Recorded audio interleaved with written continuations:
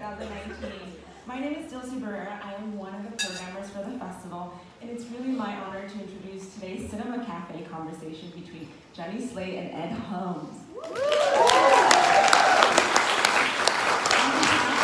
of Sundance, I would love to thank both Jenny and Ed for being here and congratulate them on their performances. Jenny in Sunlit Night and Ed in Corporate Animals. They are both great singers. And when they're saying this to Sundance, it's really, we're always so thankful for them to being here.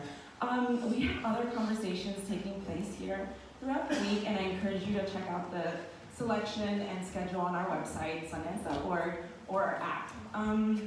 The series is a partnership with the New York Times Talk, and we love our partnership with them. They take these conversations off the mountain and out into the world.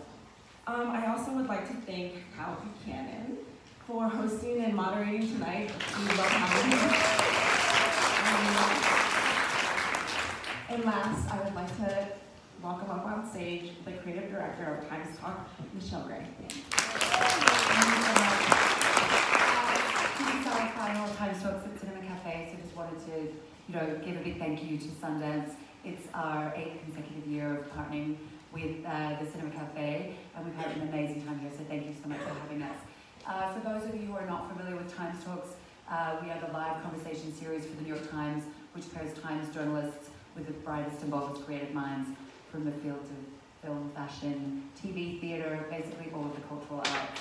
It's my great pleasure to be introducing you to our moderator today, Carl Buchanan, the pop culture writer and carpetbagger columnist for the New York Times.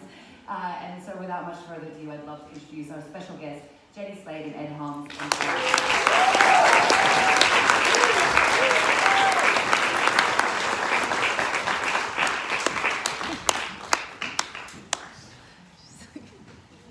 Hi, everybody. Hi, Jenny. Hi, Ed. Hi. Hi. Hi. My first question to you guys, what do you remember about your very first Sundance? Well, I remember what I'm experiencing right now, which is, I feel hypoxic. That's a word, right? That means lacking oxygen, I think. I'm panting. I walked from 10 feet away to here and I'm panting. Yeah. And I'm freezing, which is why I'm wearing a scarf in an interview. I don't usually do, but I think it adds a little panache and makes me look kind of Euro, which is cool. And otherwise, I don't remember anything. I'm in a hypoxic blackout state. Yeah, well, actually, the first time I was at Sundance was because we had the very first Marcel the Shell with shoes on short was in the short and it was incredibly exciting. I remember taking the bus everywhere. I had recently been fired from SNL and just kind of I don't know if my life is over or beginning, but I guess that's often how I feel in general. But at the beginning or end, whatever, right? But I remember taking the bus and meeting different filmmakers and film lovers and actors, and just being well, it's really nice to have an example of a community that actually exists and accepts my work and accepts me, and I'm physically here on a mountain. I just felt like it was a stroke of luck.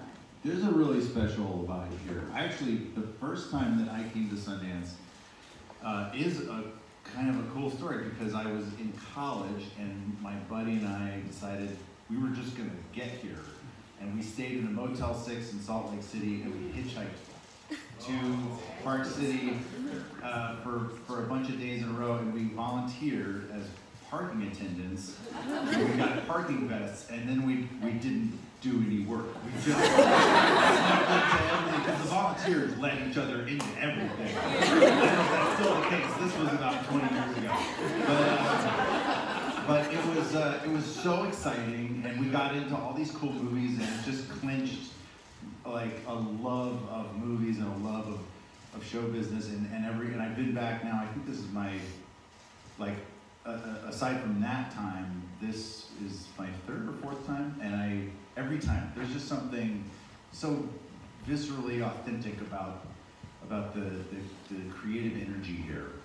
Yeah, and it's one thing to have a movie premiere, in Hollywood or New York, and that crowd is, full of industry people. But to have a movie premiere here at Sundance, if it's at something like the Eccles Theater, which is so huge, so filled with people who've never seen a trailer, maybe never even seen a still, maybe hardly know anything, and they go in and they have that discovery. When you believe in what you're touting, that must be a very dreamy experience. I would think with Obvious Child, how much better can a Sundance experience go? Obviously. It was a great experience for you, Ed, right? I'm interested in Ed's experience of my experience in 2014. Let's get into it. Yeah. Last year, I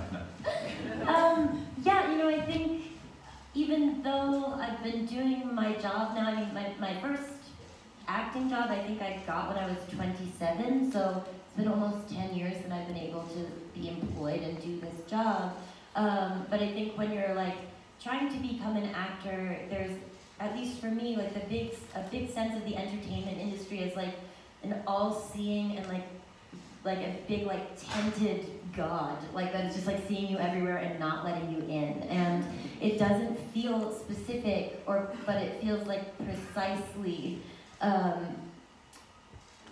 it's looking at you and saying you can come in or you can't come in. And in general, the experience is a mass of projections and anxiety. But then to arrive at a place that's a real place filled with people who are looking right at you and right at your work, suddenly, at least for me, Obvious Child, it was an important film because I got to show myself that I can express a range of emotions and play different characters and be serious when I want to be. But I also think that it reminded me that I do this for the same reason that I do stand-up, which is that I believe in the power of person-to-person connection. And I don't think you do get that at a Hollywood premiere. I think you get that from being at Sundance and being on the street. And Obvious Child was also very nice in that way because I came here and nobody knew who I was, and I could just walk around and really, really be in a community and not worry about I don't know, status or who I'm appearing as to people. I just was an artist in the group. It's interesting because you both started in stand-up comedy. At what point did you start thinking of yourself as an actor and not a comedian?